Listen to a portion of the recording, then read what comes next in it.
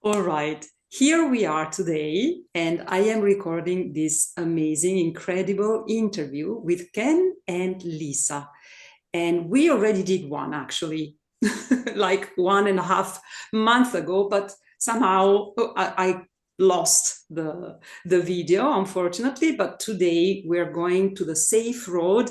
I'm recording this and then uploading it to my YouTube channel. And I welcome, of course, Ken from Dallas and Lisa from Ohio, if I remember correctly. And I am in Italy. So the three of us can connect thanks to this amazing technology that I love very much when I can connect with souls like you. And today it's about Lisa. So, Lisa, after I remind everybody that you can subscribe to my channel, that you can leave a comment, and you can even connect with Ken and me if you want to be a guest at this incredible podcast that we have started a few months ago. After that, it's all about you. So you can just introduce yourself, and we will have a beautiful conversation like the other time. We will somehow sometimes stop you to ask questions, and we That's will perfect. enjoy it very much. Well, I am just thrilled to be here. And I say there's no mistakes in this life. So for whatever reason, we were just all meant to meet up again on this beautiful day and this beautiful time. So thank you so much for having me, Sabrina and Ken. I really appreciate it. So my name is Lisa Noland Shalosky. I'm a psychic medium. I'm a trance channel. I am a teacher and I am a lover of life. So I've had kind of a wild experience and a wild upbringing, I would say, to most. I grew up a Baptist and couldn't be farther from, my upbringing as far as what I'm doing now, doing spiritual readings for others and helping others, just step into who they are, step into their authentic self and just learn about life and learn how to just appreciate it, love it, and experience it and be in it in the moment, so I just love helping others. So yeah. Yeah. And I know because I found you through one of these incredible interviews on YouTube, and you just answered. I didn't even connect with you through your website. I sent you a message on Instagram, not even hoping for an answer, but you answered. And then we met in October, and it was a beautiful, beautiful meeting. So I highly invite everybody to connect with Lisa because she is a force of nature. Yeah. Well, I appreciate that very much. Yeah. Yeah. Well, first of all, I would love to share that interview with you, the documentary. It's a beautiful, beautiful documentary. And yeah, I think that the energy that people can feel through that video is a beautiful message and energy. Well, we don't have to if folks want to go over there and watch that, it basically is just how I got started and how I believe every single person born on this planet, these are birthrights. These aren't gifts, they're birthrights. It's your birthright to be able to see, sense, feel, and know, the world around you. But then depending on how you're raised. Again, I came into an amazing, wonderful family. I absolutely love my parents to death. They're still with us, luckily. And I have wonderful siblings. And I would not trade my upbringing for a minute, not even for a minute. I feel like it created an amazing foundation of who I am and how I believe. But then when I was in my, what was I, about 35, I was married to my first husband, and I can tell you the story about how I even discovered that this was something I could do. Yes, Uh, please. Yeah. because I don't have one of these phenomenal stories where I've been seeing or sensing spirit since I was a kid. How some people have that, and they're like, "Oh, I've been talking to spirit since I was 3," or "I've been doing this since I was." I don't have that, folks. Don't have that at all. I do, however, have experiences where I would pray to Jesus or pray to God and things would happen. Like one time when I was a little girl around 8 years old, my kitty got lost And my mom took me, out to this patio area, and we just prayed to Jesus that, the kitty would come back, and he did. Now, is that because, a higher force helped them find their way back to the home, or is that because, the kitty just decided to return because it was hungry? You decide. Yeah. But I have, numerous things like that. And then my first real, like, I'll say paranormal experience happened when I was about 19. I was living with a girlfriend of mine. And I don't think I talk about this in the other video, but I was living with a girlfriend of mine, and I had been dating a guy that was in a band at the time, and he would always come over after his gigs or after practice. So he had a key to the place, and back then we had those awesome water beds. Do you remember that? Where we had those like padded rails down the side. Okay, I'm aging myself, but that's just what you had. And I remember waking up to him leaning on that padded rail, just staring straight down at me. And I remember thinking, I remember talking to him, going, "What are you doing? Why are you just staring at me? Why don't you come here?" Holy crap! It wasn't him, because it like disappeared. And then I was, then you're just like, you pull your covers up and you don't know what you're going to do, because you're like, why the heck did I just see that? So the next day I talked to my roommate about it. And unfortunately, she had had a traumatic experience as a child. And it was her father. It was her, her father had passed away when she was 2. And she goes, "I'm sorry, I should have told you. Both my parents are deceased, and they come to check on me often. And they like to know who I'm spending my time with and who I'm around." And I'm like, well, yeah, I was getting the stare down, and it was like someone just like, He was "Oh, you get." checking on you. Yeah, like, am I worthy of being a roommate for, his daughter, those kinds of things. And she's really the one that started that introduction. I went to a couple psychics after that, and I tell some funny stories in that other video about, doing a meditation. It was kind of a past life regression at a psychic fair when I was like 20 or 21. I mean, folks, I still didn't know that this was something I could do. I would go and talk to other people that had developed that gift, right? Well, then when you fast forward to I'm around 36 and I'm married to my first husband, and in the little town I grew up in, the neighboring town, there's a house called Prospect Place. It's in Trinway, Ohio, and it is actually a national historic monument. It is part of the Underground Railroad. And as far as I'm concerned, it's one of the creepiest houses I've ever been in. But even as a child, when it was completely abandoned, we would go in and walk around it. And, we've had really crazy, weird experiences then. But at this point, they were having a Civil War reenactment on the property.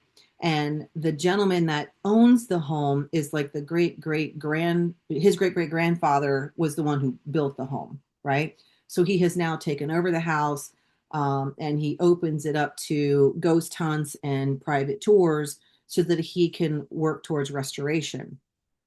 So, guys, this was back in 2006, 20 years ago. Okay, so 20 years ago this happened. So we're at the Civil War reenactment, and it's really cool. It's a great experience. And then my sister sees a sign that says they're having ghost tours that night. And she was like, "Oh, we got to do this because they're going to stir up everything, having this reenactment out front." And I was like, "Okay, let's do it." So we go back at 10 o'clock that night, and just had one experience after another, and couldn't explain it. I was taking lots of pictures, got lots of orbs, and we'll call them anomalies, right, Where in the photos. everybody having these experiences, everybody could see what was happening there. Yeah, a lot of us. I Okay. mean, there was people were getting touched in the house. I was getting touched. My hair was getting pulled. You hear sounds that, I remember at one time I was like, "Do you guys have a dog?" And they're like, "No," because you could audibly hear growling. I mean, it's a crazy house. It's crazy. It's actually been back when, I don't know if Taps is still a ghost busting TV show, but Taps actually went there, and they did a lot of debunking. They didn't have near the experiences that me or my group had. So I go back to work. I'm telling everybody about it. And everybody's like, "Oh, we want to go. We want to check this out." I'm like, "Okay, let's do it. Let's go back." So I arranged for, I don't know, it was probably 18 of us that went back. Something, it was a large group. We had the house all to ourselves. They would turn all the lights out. You'd start your walkabout around 10 p.m. at night, and you would leave around 6 o'clock in the morning when the sun was coming up. And the only light you would have is your flashlights, or if you took a photo, you know. And my goodness, more experiences happen. Can't explain, just I don't know. One has to wonder why. Like, why would you elect to just go in and let yourself be scared like that? But people love to do it. So um, we I go back to work after that experience, and I was talking to a dear friend of mine that later became my mentor. He's like, "Well, you know why these things are happening?" I was like, "I don't have a clue." He goes, "Well, you're a medium." And I said, "Well, I don't know what you're talking about." I'm thinking to myself, this shirt's an extra large. God, I haven't been a medium since high school. What is he talking about? And then we just, he's like, "Well, you know about the chakra system." I'm like, "About the what? What are you talking? Chakra? Chalk? I don't know about chalk. What are you talking?" You know what I mean? It was just like this ridiculous, like, I didn't know. Folks, I didn't know anything. I mean, I'm straight out of a Baptist pew into, just being curious, because I used to love watching those ghost hunt stories. I used to love watching that stuff. So I was always fascinated, enamored, but I hadn't had a psychic reading since I was like 2021, you know? So then it was Oh, in 2000, you had had a psychic reading when you were younger. just when I was younger, What right? can we ask something about that? So the only thing I remember is the woman allowed me to record the session. Okay, Okay. and I had a tape recorder with me, Yeah. and the only thing that recorded was white noise. You couldn't hear any voices. It was Okay. just this static and white noise. Now, was that just a bad tape? Um, I do remember at that time, she was actually, I was, just like most of us do when we go to see a psychic, we ask about, are we ever going to find love? Is the boy I like, does he like me? Those kinds of things. And of course, I'm asking those general questions because I had a card that the guy had given me. Again, I'm like 20, 21 years old when this happens. Mhm. And she is the first she is the reader who told me he's not the one, and you won't find the true one, true love, until you're in your 40s. Now, as a young woman who's like 20, 21 years old, that isn't what you want to hear. Right. I was like, well, that's not true. I want to be married, and I want to be a mom, and I want to have kids, and I want to, I had all these plans for myself. Well, the universe was right. She was right. I did end up marrying. I had one husband, and it was when I started coming into I'll call it my awakening or my unfolding or whatever, right? You're starting to let these things out of the bag that have always been there, but you don't let out. And that led to us not being compatible anymore. And I was 44 when I met my now husband. She was Wow. right. It's the truest love I've ever felt. So, but as I talked about in that other video, um, the what was interesting about what she said, and I've never forgot what she said to me, you won't find true love until you're in your 40s. But it took me finding love within myself before I could find that true love outside of me. And it took me until I was in my mid 40s to do that. So Yeah, it's been because a it's always about loving ourselves first. Yeah. absolutely, absolutely, you know. But most Yeah. of us don't realize that we're always seeking outside for validation, and we're seeking outside for that love that, I got to prove that I'm worthy of being loved, or I got to prove that, I'm the best thing that you're ever going to, have, or, be connected to. And then, if someone decides, you know, I mean, every one of us has had a breakup story. And then how many of us have chased that breakup because we want to prove to them we're worthy of being loved, And I was classic textbook, went through that for many years. And then finally, I was in my So what happened Did you first learn how to love yourself, or did you first uncover, like unfolded all your incredible gifts and skills? I need to go back and figure out exactly when this happened, but it's right around the time that my first husband and I are starting to have a lot of issues. And I had done I worked in HR in corporate America, and I was responsible for putting together the holiday parties. And I would always hire entertainment, and I always loved hiring some form of psychic. Well, this particular holiday party, we had a palm reader come, and I was always sure to make sure I got a reading. Like I was, if I hired him, I was getting one. You know, I didn't care how long I had to stand in line. And it came my turn, and she looks at my palm, and she had this look on her face, like, you get that little scrunchy look, and it's like, ooh, that can't be good. And she, she kind of stroked some of the lines in my hand, and she goes, I've never seen a palm like this before. And I thought, well, leave it to me to have a crazy palm. Like, what does that mean? And I said, well, what does that mean to you? And she goes, you've loved, but you've never been loved. And I remember thinking at the time, I don't remember anything else she said in that reading. That was it. I said, you've loved, but you've never been loved. And it really took me back. And I really had to do some soul searching on what that meant. And what came out of that is, because I have wonderful parents, I have wonderful siblings. I'd been married. I think this was after I got divorced. It was probably around 38, 40 years of age when this happened, approximately. And I'd been married, and, I'm like, this makes no sense to me. But what it was is I didn't have any love for me. I didn't love myself.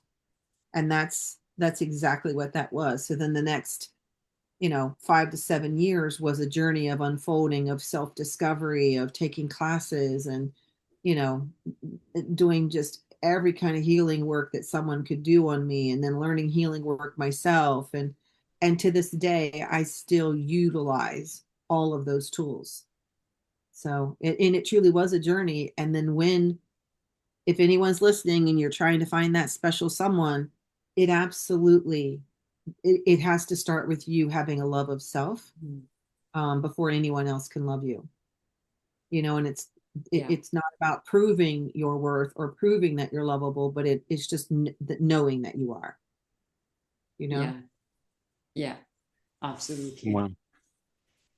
Yeah.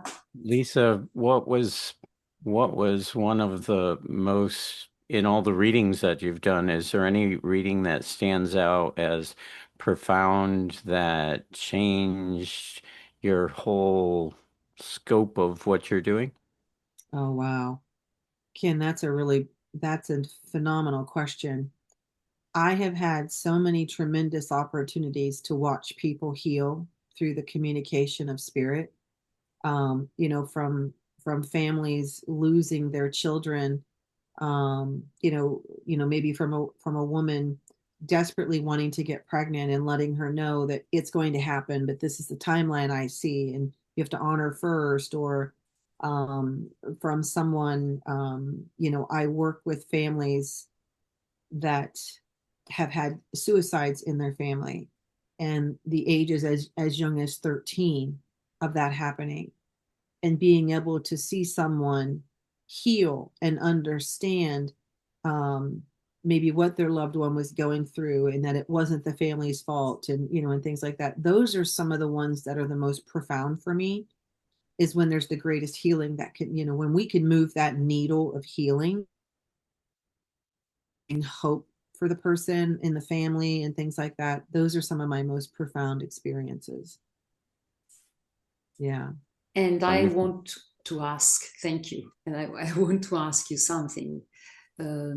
What is a normal day for Lisa? Like, do you get messages all the time, or do you need to sit down? Sorry. Please ask. I'm sorry. I didn't. I'm just being silly. I like you because you are like this, natural. No, I want you to tell people who are going to watch this. You wake up, since you have finally, developed, and you manage, and you can handle all these gifts. You wake up in the morning and it's non-stop, whatever it is that happens to you, that you can see, you can hear, you can feel, or you can somehow filter all that happens in the invisible field? That's actually an excellent question, Sabrina. And it's one of these things where I feel like I'm always tuned in to my higher self and my own team, but it's just like a radio station or a TV frequency. You can turn that frequency off, right? So for me, if you set parameters as to when your office hours are open for spirit, because they don't have to sleep, right? So they can be bugging you all times of day and night. But I'm someone who requires a lot of sleep.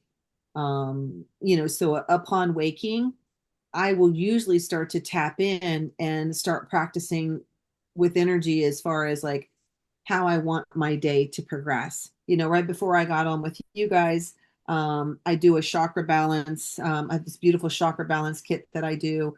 I will listen to music that really moves me. I'll listen to podcasts that I can learn and feel good from. I try not to watch the news or anything like that that's going to cause dissonance in my energy. But are dead people bombarding me? No, it doesn't happen like that for me. Even if I'm out, like you see on TV, some of these more famous mediums walking into a grocery store and then walking up to someone. I don't do that. That I don't allow that to happen to me, because I want to live a normal life, So And it's if you've really always about got, you being able to control, to regulate yeah, whatever you're yeah, able to filter. yep, yep. And then, like before a client comes to the house or before I get on a Zoom call with someone, I have a whole practice. What I do, I do this raising of my vibration through music, through my chakra balance kit, through saying a prayer to the higher powers that be, to allow me to be a voice that, the energy and the love for them. And I'm just the vessel, right? We are all just the vessels to communicate for those energies, whether it's a deceased loved one, whether it's a pet, whether it's an angel, or an ascended master. Yeah. You're just the vessel. You're just they're using your voice box in order to express and share the love, and perhaps asking for forgiveness of whatever their deeds were done in this lifetime. But it's like to me it's like it's a typical day just like anybody else. You get up, you got to make your coffee because I need coffee to get I need coffee to get going. And then I just start my routine, making sure at least an hour before that I'm getting in that vibe of good feeling music and good feeling, communication with spirit. And Is there a I don't specific tap music you into it. listen to, or you Oh, change music? I'm all over the board. Okay. But lately, one of my favorite songs is by Tarian, and it's called Testimony. And it's a Christian song, because I still am really tapped into my Christian faith. Some people may take issue with that because how can you be a spiritualist and still be consider yourself a Christian? I do. That's my belief that I am all those things. And it makes me feel so good to tap into those musics that connect me to God, because that's my go-to. And then I have a couple country songs that I like to listen to every now and again. I Believe in You is one of them. Just anything that just can shift your energy, that can rise you up into a higher state of emotion, from a place of, a good place, a place of love, contentment, honoring, following, all of those things. I don't really, it's not like a set routine. I'm not one, even though I'm a Virgo, I'm not one of these people that it has to be this at 9 o'clock and it has to be this at 9:15 or whatever. I'm an ebb and flow. And some days it's Christian music, some days it's country music, some days it's just listening to Esther Hicks. Like yesterday was my Esther Hicks binge, and I just got her on repeat. And she has an amazing morning rampage that someone has put together. You know, today is a good day, and this is why it's a good day. You know, and you just kind of walk around just repeating that. Anything that's getting you into that elevated emotion to just be able to face whatever is coming in your day. That's what I do. That's an excellent question. Well, I have another one. Yeah, please.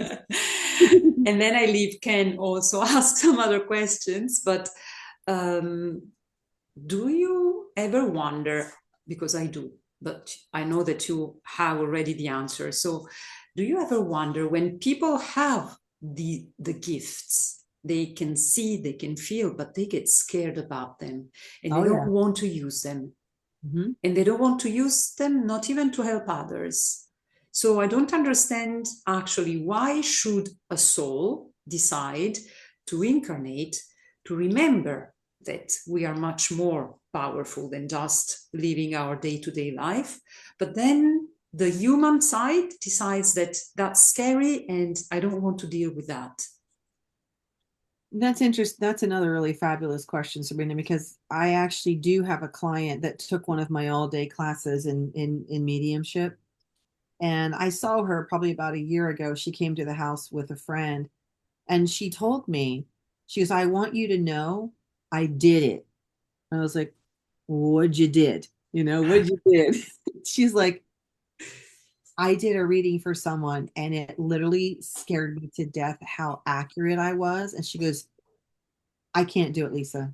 I just can't do it because she couldn't, for whatever reason, she, wouldn't allow herself to piece those two pieces together.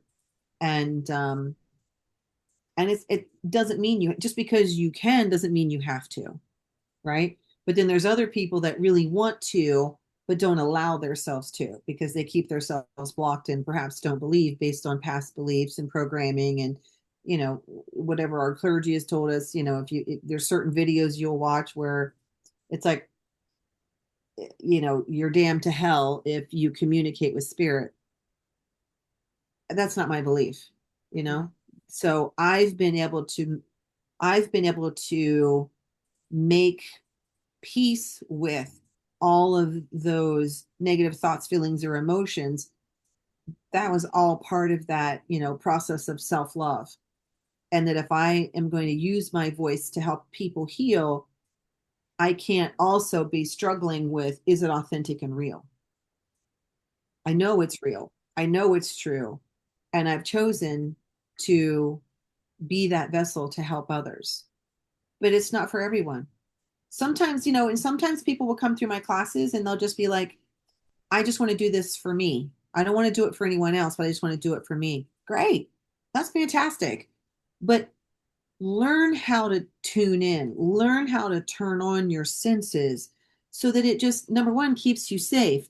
Or, if you walk in a room and you feel the vibe, you're picking up psychically what's going on in the room. Or how many times have, maybe you've thought of someone and then a day or two later, they're calling you saying, hey, it's been a long time. How are you? And you're like, oh my God, I was just thinking about you 2 days ago, right? You're catching that frequency wave. But you don't have to walk into a profession like mine where this is what you do for a full-time living, right? Just do it for yourself. And that's what she's chosen to do, is not to do it for other people, but to just help herself. And we have free will here, and that's the beauty of it. But I understand, I'm like, I can remember being younger thinking, oh my God, it would be so amazing to be able to do that for, to be able to, see things or feel things. And no two people feel or see in the same way. That's the beauty of these gifts as well. It's like, and I don't even like the word gifts necessarily, but it's your birthright. But as you unlock or allow these things to come out, every single one of us feels, sees, and knows in a different way. Yeah. So everybody's got their own unique gifts. Yeah. Some people can see auras. I can see them in my mind's eye, but I can't physically see them with my eyes, right? I've got that feeling energy thing down. Like I can feel energy like no one's business, but I've done it for 20 years. You know, I can feel those subtle shifts or those subtle changes. But, you know, I also do a lot of watching of like, oh my God, I can't think of the guy's name, but he's, shoot, I can't remember. Hopefully it'll come to me, but he's a mentalist and he can do things. He used to have a TV show. I'm trying to remember the guy's name. And he's a mentalist and he used to work for the CIA, and he breaks it down from a perspective of like body language, right? So you're reading the energy of someone's body, but then you're also watching how the body is moving. I've studied face reading. I've studied all kinds of The stuff. non-verbal communication. Right. So there's a lot of non-verbs that are coming in there as well. So, and again, even if you never, ever, ever want to do this for anyone else, just allow yourself to open up so that you can express those gifts for yourself and just make life easier, you know? Thank you. I have a question for you that kind of goes along with that.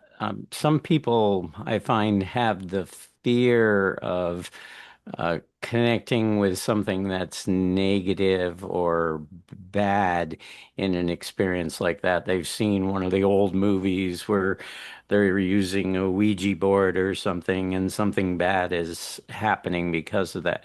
How do you address that, and what are your feelings on that? Excellent question. And I feel that stuff is real. Okay. Because I've experienced it as well. It's part of the reason why I got so freaked out after that second ghost hunt that we went on to the Prospect place. I didn't take the photo, but a gentleman showed me the photo afterwards. He had taken his girlfriend outside the front of the house. He was back in the yard taking a picture of her on the stoop with the whole house in the view. And in every single window, there was something looking out at them. And it wasn't good stuff. I mean, it just looked like Halloween, you know, skeletal type things looking out the window. I still have the photo. And after I saw that, I was so, uh, I struggled greatly with the fact that I had taken all of these innocent people into a home like that. And, you know, we were just running amok, right? Because we're running around in that stew. So it's real. It's the, you know, duality of the planet. Where there's light, there is dark. But what I do in order to make sure that I am always communicating with the highest beings of all is intention, prayer, you know, how does that energy feel to me? And it's, for me, it's the rule of threes. So if you're questioning if something is an authentic energy that you're communicating with or on behalf of, you ask 3 times, and by the third time they can't lie, right? They just can't. So but I'm always telling everyone, if you're going to use these tools, you better know what you're doing, right? Especially with Ouija. And that's the biggest, you know, scare of that is you open the board, but people don't know to close the board, or what you pulled out of the board. Now, where is it? And, you know, what's it doing? You know, I have an example of this. Years ago, I used to work out of a local metaphysical shop here in town, and they had a black mirror. And I didn't know anything about black mirrors, and we were kind of slow. It was a Thursday, and me and one of the other girls were like, well, let's just sit here and do the gazing in the black mirror, and let's just see what it's all about. I don't know anything about the Black Mirror neither. Oh, you don't? Okay, it's called it's a real thing. It's a real type of, it's a real form of moving into spirit. Okay. And it's, I don't know if they call it gazing, but it's definitely black mirror. So you can just get a picture frame, paint the frame and the glass all black, and then you dim the lights, set intention, dim the lights, say a prayer, and it's a portal. It will open up, and you will be able to go in and go walking around. But you better be sure where Physically, you can walk in physically, or well, with your eyes, mind. yeah, in a spiritual way. Okay. Right. And so this friend of mine and I were just sitting there playing with this mirror, and all I can see is my reflection. It's not doing anything for me. So she's like, well, maybe we need to take it back. It says here online that we need to have the, you know, the lights dimmed. And so we she took it back into the reading room and she dimmed the lights, and she was back there for about 5 minutes. And she came out of the room and she was like white as a ghost. She's like, I need you to come here. And I was like, sure, what happened? And I walked up to the door. I didn't even walk into the room. And I was like, I turned and looked at her and I was like, what have you done? She's like, I don't know, Lisa. I don't know, but it's not good. So anyway, what happened was, and then shortly after that, my husband had stopped in for a visit. He's so attuned to this energy. He walked in the back door. He's like, what the heck are you guys doing in here? It's like there's things flying around everywhere. We're like, we know. We opened this mirror. We didn't mean to. We don't know what the heck's going on. Well, what it ended up being. How did you manage that? He was able to. He's a very, very, very strong, powerful energy. So he was able to pull it all back in and put it back in through where it came, put it back into the mirror, and then we sealed it, right? Put it back where we found it. And then the next day, what had happened was it belonged to one of the high priestess in a coven here in Columbus. We didn't know. We thought it was just a decoration in the shop. And my friend had talked to her about it, and she said what we had done is open the door to her portal, and her guard dogs took over. Okay. So, we had unbeknownst played in a realm of someone else's stuff. And yeah, things were coming out of it, but it was what she had set up for her own protection. So, it's just about protection. It's just about, because what if we didn't seal that back up? Who knows, what might have come through? Because, I was so naive at the time. And this was probably, gosh, maybe, I don't know, 10 years ago or something. I can tell you what, I've never played with a black mirror since. But it's no different though. You have to act with intention. Yeah. Right? Because, where there's light, there's dark in anything. Where there's light, there's dark in anything. And unfortunately, I have seen it and I've experienced it. So I am highly attuned to what that feels like and what that looks like, and just a knowing. So I am always going in with reverence, with an understanding that I always want to work in the highest light possible. And then if I'm questioning who I'm communicating with or what I'm communicating with, it's the rule of three. I ask 3 times if they're here for my highest good. And by the time, I get to the 3rd time asking, they can't lie. And then you just move them along if they're not, here for your highest good or authentic to, doing good for you. Have you ever experienced that, Ken? Have you ever had noticed that with the frequency work that you do? Yes. I mean, there's always bad and good and light and dark, and and the one thing I've learned is light prevails over darkness. So Always. always. So yeah, as as someone who's interested in learning more about this, or to develop some of this intuition or redevelop it as it was, always there in the first place. What are some of the simple things that you can direct someone to do to help with that? Absolutely. Excellent question. Just learn how to feel energy, right? The way I teach people how to feel energy is just to rub your hands like this, hold them together like you're praying, and then just kind of pull them out so your fingertips. And then if you pull them out just 2 or 3 inches away from each other, put your tongue on the roof of your mouth to help that energy flow. That's energy. What you're feeling in your fingertips or in the palms of your hands is your own energy. That's the universal force that makes everything operate in this world. So you learn to feel that energy. That's just, to me, psychic 101, right? And Right. then it's what the Chinese call the qi. This is an exercise that you do at the very beginning, that you start practicing qigong. Yep. Oh, yes. Yes. Qigong. Absolutely. Yeah. It absolutely is a phenomenal way to really feel that energy and to be able to move that energy. And then just start playing. Like, I still do this. I just did this the other day and it made me giggle so hard because I'm like, okay, where's my parking spot going to be? And then I feel into my body. And it's like, oh, I need to keep driving up one more row. And then I'm going to turn right. Okay, great. It's going to be 5 on the right. Okay, great. It was exactly 5 on the right. And it just made me giggle because I'm like, you never let me down when I listen.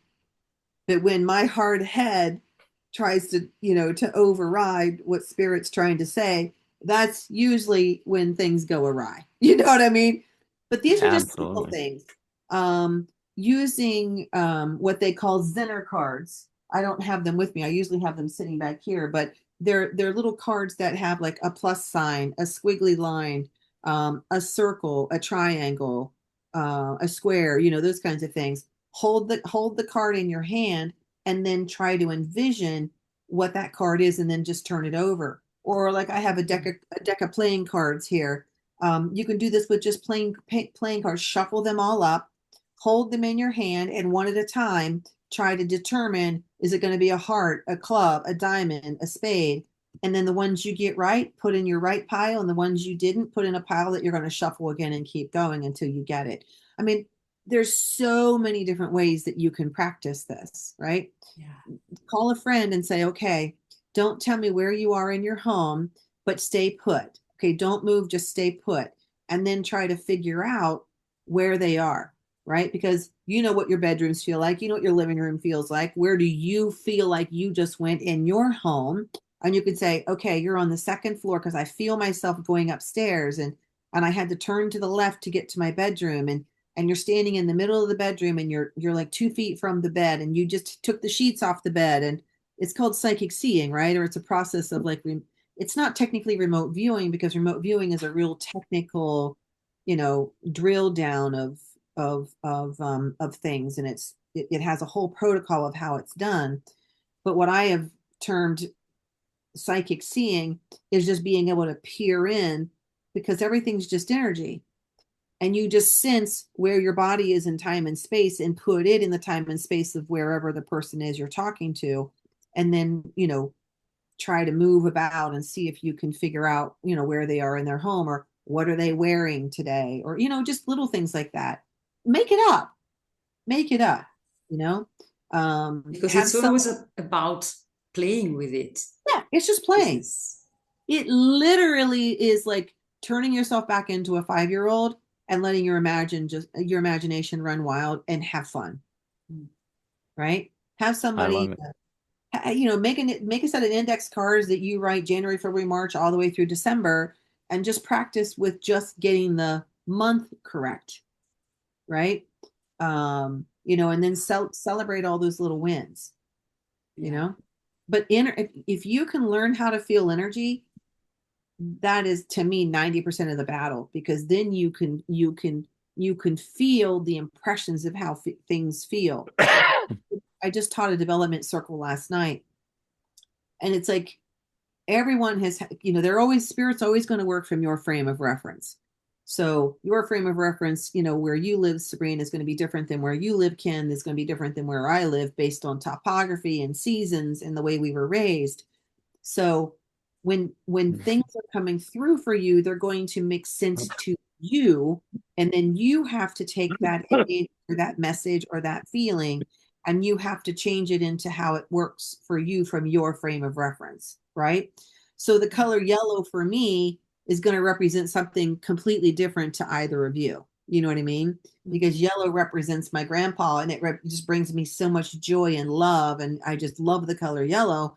But you may be like, oh my God, yellow, I can't even stand the color yellow. I don't want anything yellow around me, right? So you wouldn't have the same feeling of, I know when I see yellow, I'm talking to a grandfather. There's a lot of love there. But then I can also look at the attributes or the type of work that my grandfather did in order to also bring that in. But it all came from the color yellow, right? So everything's like association. How do you associate it? And then that becomes the symbol for what that thing is for you. And then just practice building your library. Like for me, if I see a beer bottle in my mind because my first husband was an alcoholic, I know I'm dealing with someone who drinks too much. or has a drinking problem or died from alcoholism or something like that, right? I see a white picket fence, that's my symbol for a happy home. You just start developing these little symbols that'll all you see is a white picket fence. That's it. That's all you see. But that turns into a 5-minute conversation about the love in the home and the house they're trying to build. And, you extract and you squeeze out as much as you can out of every symbol that comes in, every feeling that your body is feeling. Yeah. And you said that you taught this circle yesterday. What are the kind of teachings that you're teaching to people, and how can people find you? Oh, thank you. Yeah. So I'm teaching an in-person psychic development circle. It's the first Thursday of every month here in Columbus, Ohio, from 6 until 8. But I also teach that online. It's the third Thursday of every month from 6 until 8 Eastern Standard Time, and that's done by Zoom. If anyone is interested, they can sign up the first Thursday through the ReikiCenter.net. And then through my website, lisanoland.com, you can sign up for the third Thursday. And you don't have to have any experience, because I bring you in and we just start practicing. We practice with what I call the who, what, where, when, and why. You learn how to become a really good investigator of asking, first you start out by talking with your partner, like, who are you? Where are you from? Why are you in this class? And you get to establish how that feels to you to ask those questions. And then when you're moving into talking to your higher self, or you're talking to your spirit guides, or you're talking to a loved one, you're doing the exact same thing. Well, who are you? How do you know the person that's sitting in front of me? How did you pass? What did you like to do in life? What type of employment did you have? Where did you live? What were some of your favorite things that you like to do? It's just practice. It's just practice, but then it's moving it from, someone physically sitting in front of you to higher energy. So, and we just kind of baby step into it that way, and then before you know it, everybody in class is doing it. Yeah. So, and I imagine I just love teaching, because if I tell everyone, if I can do what I'm doing, anybody can do this. Anyone can. It literally is just building confidence and trust. That's it. And letting go of fears, basically. Letting go of your fears. Letting go of your fear of being wrong. And I am very adamant that everyone leave the person they're talking to in a better place than what they found them. Our job is not to tear people down or to tell them, what they're, necessarily doing wrong, but to motivate them to see opportunities for change and how they can become the greatest version of themselves. And I always want to leave somebody in a better place than when I found them. If I haven't done my job. And it's just trusting, guys. You just have to trust, and you just have to play. You just got to play. That leads me to another question. Do things that could negatively affect someone come through when you're doing a reading with someone, and how do you handle that? Gosh, that's a good question. I'm trying to think if that's ever really happened. That gets us into a whole nother realm of energy healing and people feeling like they may have attachments or things like that. Mm-hmm. I kind of waver in that a little bit, because I believe more so it's just our mental mind and what we create versus there really being something necessarily attached to us, if that makes sense. Although I do believe in possession at the same time, right? So right. I do believe exorcisms are real. I do believe possessions happen, but for the most part, what negatively impacts someone is their own belief system and how they're holding their self perhaps tethered to experiences of their past. Let's say past traumas from perhaps child abuse, or a child that was never picked for certain activities because they were of a weaker ability to do things, right? And then you start developing these weird thoughts about yourself that you're not good enough. Most of this stuff that I find comes from our own mind making these things up. But then there are other times where we had an instance one time where there's a Shawshank Redemption. That movie was filmed in Mansfield, Ohio at the Ohio Reformatory. And that's not that far from where I live. And they do haunted tours every year, especially around Halloween, and you can go even throughout the year as well. And I had a client one time that had been there, and she swears when she was there, she could feel something like crawling up her legs and like almost like moss, right? And yeah, she picked up a traveler, right? So we can pick up travelers. Now, do you call that an attachment? I wouldn't have called it a possession, but those travelers can influence our actions and our behaviors. So it's just being aware of where you're allowing yourself to go. Now, for example, my husband and I went over to Gettysburg, no, it's been within the last 2 years, and knowing of all the atrocities and all of the killing that happened on the battlefields, I was acutely aware of making a, a good, like, protective energy around me, right? Like, I put myself in this beautiful energetic bubble. But I'll be quite honest with you, I didn't feel anything negative there. It just really was about love. It was about how honored they were with how Gettysburg has done such a beautiful job in honoring all of those fallen soldiers. But then other people you talk to, they deliberately go because they want to go for the hunt. They want to go looking for things that are disincarnate. And my thought is, why are you hunting them? Why aren't you helping them? If you do find someone disincarnated, why aren't you helping them go to the light? So I just have a little bit different philosophy on that. So I don't know if that answered your question fully, other than yes, there are dark things out there, and yes, they can attach, and sometimes it can be a little worse. But as long as you're in a good mindset, you're not allowing yourself to. I'm losing everybody. So I'll continue recording for her, and then she can add this in if she wants to. Okay. I truly believe that's an incredible question. I really do. I think it's an absolutely phenomenal question, because honestly, all of these things, it's all real to me. It's all real to me. I'm back. Hi. Sorry, but oh, it's okay. I lost the... And I started recording as well so that you wouldn't lose anything. Okay, beautiful. Thank you, because I was worried about that again. So you may have to splice them together, but that'll work. It's all good. It's all good. That's, you know what, you just go with the flow, and technology does what it does. So, absolutely. Absolutely. How fascinating, Lisa. I mean, what an exciting journey you've had, and to be able to help other people along that path, because it is something that anybody, I believe, can do. They just have to be aware of it. It's that.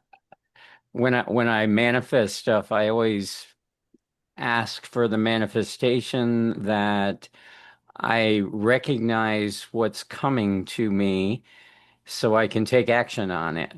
Yep. So because sometimes we miss all those little intricate things that are making it's all there. We have the answers come to you, but the important part is trying to recognize them. So it sounds like your trainings are actually fine-tuning people to help recognize what they're seeing. Yeah. And my all-day classes I teach in person here at the Reiki Center in Columbus, Ohio, but I am in the process of trying to figure out, I'm just not very tech savvy. So I'm in the process of trying to figure out how I would do that.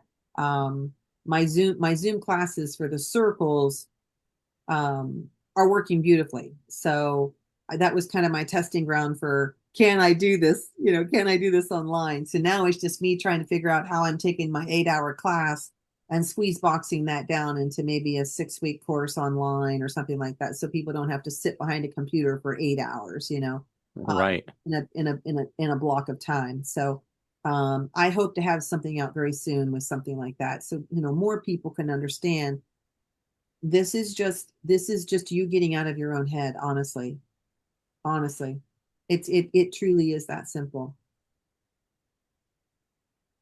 Beautiful. I believe, anyway. Fantastic. Yeah. Love it. And I will put all the links, I will put your website. Can I put also your email in the description? Yeah. So my website is lisanoland.com. The best email to use is earthangel913@lisanoland.com.